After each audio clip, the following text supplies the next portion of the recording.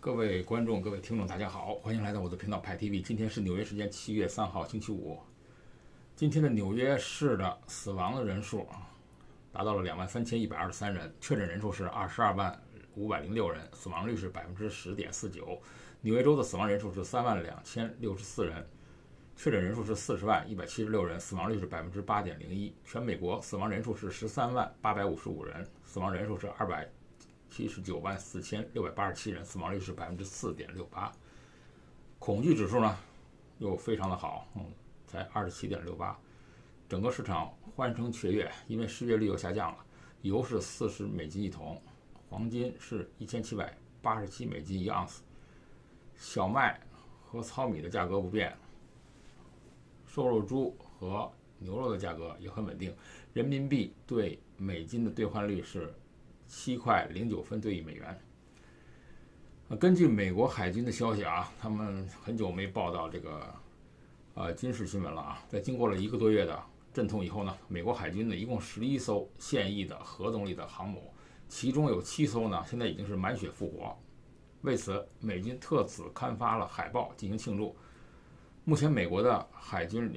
里根号、福特号、林肯号、尼米兹号、杜鲁门号、罗斯福号和艾森豪威尔号7艘航母同时出海，重新夺回了全球4大洋的制海权。具体来说的话，艾森豪威尔号呢还是在中东海域威慑伊朗，杜鲁门号和福特号呢在大西洋，尼米兹号和林肯号在太平洋东部，里根号和罗斯福号在西太平洋。从中不难看出，美军将太平洋方向视为头号的威胁，将4艘航母对准了真正的对手是谁啊？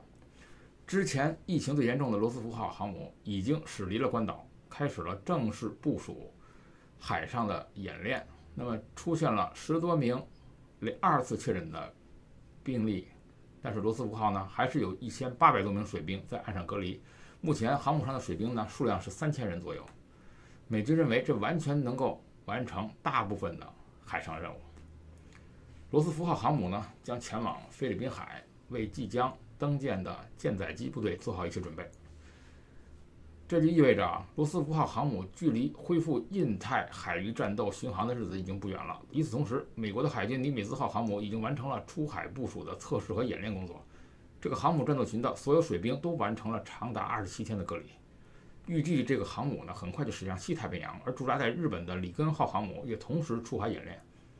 日前更是和美军 B-1B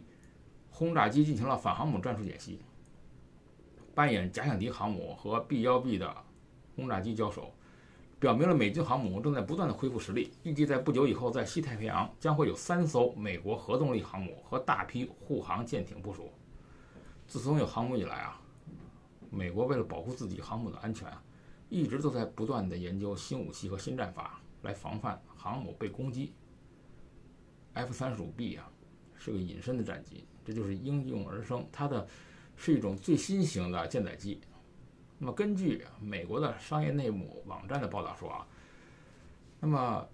中国是推出了号称航母杀手的导弹可以把海上约800英里外的舰艇作为攻击目标。以后呢，鉴于航母的作战范围呢只能是在550英里，就意味着理论上可能用这种导弹攻击美军的航母，所以美军就研究出了可以垂直起降的 F-35B 隐身战机。这样一来呢，它的 F-35B 呢就又可以在跑道上起飞，又能垂直降落，这就使美军呢不需要为找不到大型而显眼的基地而担心。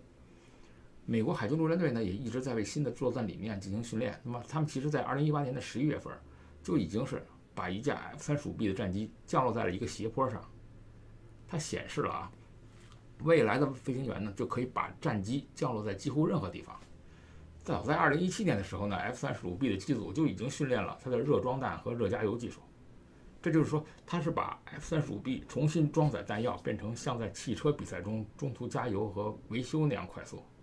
这样一来的话， F-35B 在它运转时候就加油，装载更多的炸弹，几分钟后呢，在导弹没打到的某个临时地点的泥地上就可以再次起飞。目前美国是正在争取尽早向太平洋派遣 F-35B 隐形战机，在美国境外最先部署这个战机的就是在日本。一艘可以搭载 F-35B 战机的航母将会驻扎在日本。美国近期它现在着重就是加强了西太平洋的海军兵力，不惜暂时削弱了其他海域的兵力，这表示了美国眼中的真正对手肯定是中国了。但在这个世界上，能打和敢打美国航母的国家根本不多。除了二次世界大战的时候日本打过，即使后来冷战的时候苏联都没有敢打。之所以不敢打、不能打，不仅是因为有军事实力和技术上的问题，而且是更有政治和道义上的问题难以收拾。今年呢，全球最大的黑天鹅事件我们都知道啊，那就是新冠肺炎疫情啊。那么日前，全球确诊的人数呢，已经超过了1000万，到年底预计就会突破2000万。那么如果按照5%到6%的死亡率来计算，全球就会有100多万人死亡。那么1991年啊，当时啊，苏联解体、冷战结束的话呢，当时是美国和西方联盟呢，就是兴奋不已，以为他们自己啊确实实现了历史的终结。那么西方的价值观呢，一家独大，但是美国的情报界呢，他确实高兴不起来，因为他们面临着一个非常现实的问题，就是失去了苏联这个敌人，他们的未来何去何从？他们没有敌人了呀。那么经过了几年的彷徨，那么白宫就为美军找到了一个新的定位，叫做在全球化的时代呢，来监视全球的经济，为美国的经济利益服务，来维护美国的霸权地位。所以美国的重点就是从军事对手变成了经济对手。此后30年啊，在反腐败、打击恐怖主义的道德掩饰下，那美国的司法斗士们在世界经济舞台上他大放异彩。这是一个看不见硝烟的战争，大多数人甚至意识不到它的存在。战争的一方是美国，另一方不仅仅是美国的竞争对手，而是包括其盟友在内的全世界。所以美国通过了金融、科技、市场、信息技术等领域的强大优势，像一只巨大的吸血蝙蝠，吸附在外国公司身上。那么现在呢，大概提的给大家梳理一下啊。那么美国是怎么做到把全世界几乎所有的跨国公司全都放在自己的魔爪之下？那么美国呢，在这个用一个国内法，这是他最擅长的，使用国内法来管理国际事务。20世纪的50年代末啊，我们知道美国的航空制造业巨头叫做洛克希德公司，他为了向日本销售 F-104战斗机，他们和这个日本黑社会头目叫做儿玉玉士夫，在日本政界是有庞大的人脉关系。那么当时首相的岸信介都是他的好朋友，通过贿赂日本政界呢，洛克希德公司呢轻松地向日本卖出了200架战斗机。此后呢，又通过了儿玉玉士夫，那么洛克希德公司呢和新任的首相田中角荣搭上线了，于是日本航空公司又从洛克希德那里进口了一大批 L1011客机，投桃报李。那么儿玉玉士夫获得了几百万美元的好处。那么在1976年的时候啊，由于水门事件的爆发，很多企业的贪腐行为呢就是曝光了。那么洛克希德公司呢在日本的勾当呢也被媒体揭发了。那么经过调查，洛克希德公司呢在联邦德国、在意大利、在荷兰向政府高官行贿的丑闻呢就相继被披露了。这事件对美国啊为自己精心塑造的国际形象呢非常不利。那么同期呢，另一种丑闻叫做香蕉门占据了媒体头条。美国的联合商标公司呢是以250万美元贿赂了洪都拉斯总统，来降低进口的香蕉关税。此后，越来越多的美国企业供认曾经向外国政府领导、政客行贿，美国就陷入了一个丑闻危机，这与他们平时鼓吹的美国式的道德大相径庭。所以在1977年的12月，美国国会迫于压力通过了联邦305号法案，叫做反海外腐败法。但自从这部法律通过以来，美国国内的企业怨声载道，因为他们认为这就等于让美国企业在国际竞争中自负手脚，因为你不让美国的公司去行贿，而其他的外国公司就可以行贿，那变成了失去了一个竞争性。于是怎么进行域外长臂管辖的难题就摆在了美国政府的面前。那么经过美国政府的不断的游说和外交工作呢，那么经济合作和发展组织在1997年的12月17号通过了反贿赂公约，内容几乎照搬了美国的反海外腐败法。那么就意味着世界上绝大多数的经济主体都加入了美国主导的反腐败标准体系。这有什么好处呢？就是说美国成功的把外国企业置于了美国司法的审判台上。这是一部美国国内的法律，因此就变了味道，很少就针对美国本土公司了，就变成了打击美国竞争对手的利器。2012年的《纽约时报》记者惊讶地发现过美国的司法部公关制裁名单中存在着异常。那么名单中很少出现美国公司的身影，因为呢，它真正的作用啊，就在于由于美国企业认为是已经很自律足够了，那么就变成了为美国企业保驾护航，让美国企业在国际市场上的竞争对手们让他们形成麻烦。所以根据反海外腐败法，无论是在任何人，无论是国籍，只要涉嫌向外国公职人员行贿，只要这个罪行和美国有一丝一缕的关系，那么美国司法部就可以把他送进监狱。一丝一缕的意思是什么呢？这就是说啊，长长知识啊，就是这家公司以美元计价签合同，或者是哪怕仅仅通过设在美国的服务器收发存储，仅仅过境了一个电子邮件，就被视为和美国发生了联系。那么美国政府就是自认为有权利去搞这家公司。比如说2011年，美国的 SEC 和司法部向匈牙利电信公司开出一张几百万美元的罚单，控诉这个企业呢在马其顿和黑山市场存在贪腐行为，并且调查3位高官。这个案件很奇葩哈，它跟美国是一点关系都没有。但是由于匈牙利的电信公司啊，它的一名高管他使用了在美国有服务器的电子邮箱，发送了一封承认贪腐行为的邮件，于是美国纽约一家法院就判定了证券交易委员会的调查合法。这部法律就让美国发现了一座金山，而且只有美国一家人能够挖。那么构成这座金山的就是一家家著名全国的这个跨国公司。那么以下的名单差不多呢，凡是被美国罚过1亿美元的全世界的公司都包括什么呢？德国的西门子、戴姆勒，法国的道达尔、德西尼布、阿尔卡特兴业银行，意大利的斯纳姆、普罗盖蒂，瑞士的泛亚班拿，还有英国的航空航天系统，日本的松下和日辉株式会社，还有很多。就是一部很典型的美国的国内法，就成了美国人的摇钱树。那么2010年以来呢，那么美国制裁法国公司，因为违反美国域外法规，给美国国库就交了140亿美元，这是罚款啊。法国沦陷呢，那么法国的工业呢有个明珠叫做阿尔斯通，曾经是法国人的骄傲。那么阿尔斯通的技术呢，它适用于所有的能源形式，包括煤、天然气、核能、燃油、水力、风能，并且在环保的这个领域呢，二氧化碳减排啊，还有这个氧化氮的减排啊，它领域处于领先地位。交通运输领域呢，超高速列车和高速列车世界第2，城市交通、区域列车、基础设施设备以及所有相关服务领域世界第2。那么为了打败这家法国的龙头企业呢，那么美国人呢，他们经过了一番盘算，那么在2013年的4月份，阿尔斯通集团的锅炉部全球负责人叫做皮耶鲁奇，在美国的纽约肯尼迪国际机场刚下飞机就被 FBI 逮捕了。抓捕他的行动就是因为美国政府围猎阿尔斯通公司的系列计划之一，他是因为阿尔斯通案被突然逮捕的第3个人了。然后他待了5年半，被迫签了一份由美国的检察官起草的认罪协议以后呢，2018年9月，他走出了美国人的监狱，回到了自己的祖国。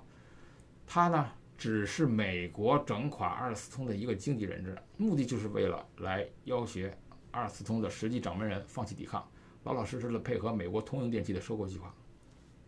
所以美国是最擅长使用国内法来惩罚国际公司的。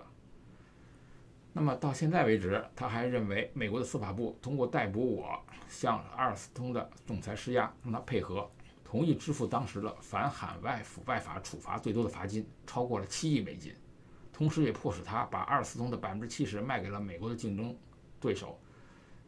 通用电气。最终，美国司法部呢对阿尔斯通处以了7.72亿美元的处罚。那么这就是阿尔斯通横跨全球的电力能源轨道交通行业的龙头老大，惨遭肢解。而最引以为傲的，它的电力和电网的业呢，被美国通用电气呢廉价收购。所以法国政府呢一下子秉承着戴高乐主义的自强自立，结果交易期间呢毫无作为，把阿尔斯通呢拱手相让。那么这个是一个当时非常有名的一个事情啊。那么法国呢乖乖的就把公司投入到了美国人的怀抱里了。当然有的时候实在是令人不可思议啊。那么也许只有一种解释啊，他这种解释就是说的，按照这个皮耶鲁奇的观察，种种迹象表明的是法国内部出现了法奸，他们是出卖了法国人的民族利益。那么他呢就把自己的亲身经历呢出狱以后呢公布于世，想让全世界看到美国人到底要干什么。但当然了，他是以法国人的这么一个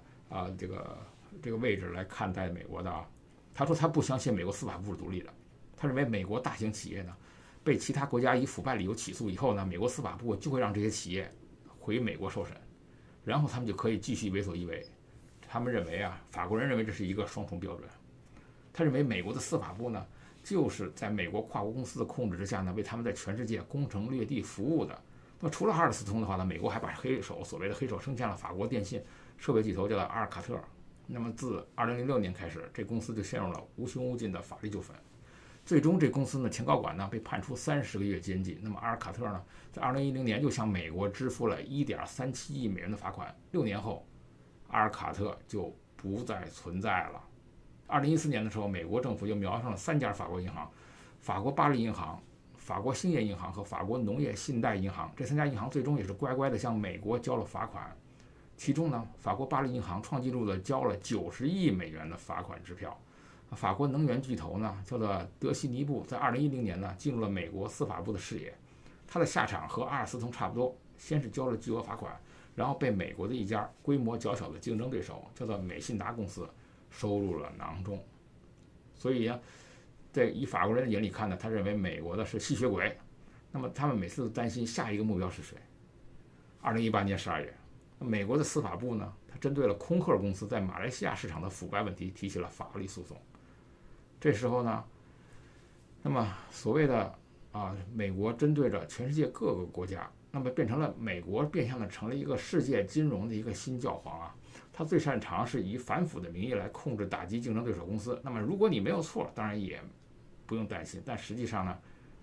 美国是用沾上美国编的法律来制裁你的。当时啊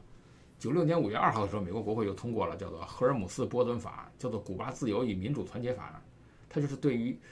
不干涉他国内政这一国际关系呢，他认为是不划算的啊。他认为是有4个部分啊。第一个部分是说强化古巴政府的国际制裁。第二呢，关于扶植一个亲美的古巴新政府。第三又是美国的长臂管辖八爪鱼，伸向全世界的触角。那关于制裁古巴政府的细节呢，是来贺阻是地球上一切和古巴做生意的组织，同时现在也就自然包括了朝鲜，包括了北韩。那么美国的国会最擅长制定国内法。当然，以其他的国家的眼光看呢，好像是披着一个国内法的外衣。实际上呢，你在做所有的事情呢，都是做国际的事情。包括这次在华为啊，中国你想一想，美国是只要有任何和使用美国的软件、硬件，甚至它的供应商、它的上游、它的下游，任何的跟你做生意的伙伴用过美国的种种软件，那么都是和美国发生联系，都是可以用美国的国内法进行处罚。所以基本上是没有漏洞。美国制裁华为没有漏洞，那么下一步呢，美国要制裁香港也没有漏洞。那么现在美国要对香港的银行，那么银行只要是和美国发生过关系，使用美元结算，就可以以此理由来封存、来扣押、来冻结任何中国国内的资产，甚至企业资产，以美元形式存放在世界各地的银行。如果你不向美国报备，你又会被处罚，加以严重的罚金。那么这种情况就会发生。那么制裁香港，那么几乎香港所谓的港版的国安法相关的责任人，美国人呢，他就认为都是应当受到处罚的。不光是受处罚，你的直系亲属也受到处罚，你个人呢，这个签证呢会吊销啊，不再批准你签证，而且你上了黑名单。那么很可能你离开了中国国境，在任何一个国家和美国有引渡条约的国家就可能被逮捕。这就是美国的长臂管辖权。之所以叫做长臂管辖权，实际上就是用国内法来长胳膊长臂去管理国际的事务。否则的话，你就用国际法呢是不靠谱。因为经过美国他们的盘算，基本上的国际法是有法可依，但是没有办法执行。因为一到了国际上，它就是一个国家针对另一个国家的事情。那么那个国家如果不承认，那么基本上就无法执行。所以这是一个屡试不爽的，而且未来我们会看到越来越多的美国出台各种各样的国内法，专门来制裁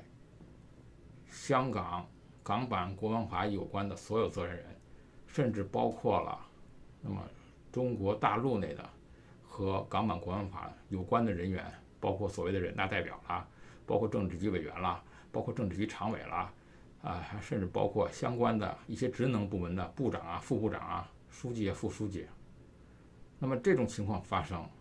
那么几乎中国的钱，那么你只能把你的美元存在中国的银行里了，你几乎不可能再从中国把钱邮寄出来了，除非你以后就只能以物换物了。派 TV，我们明天见，欢迎订阅。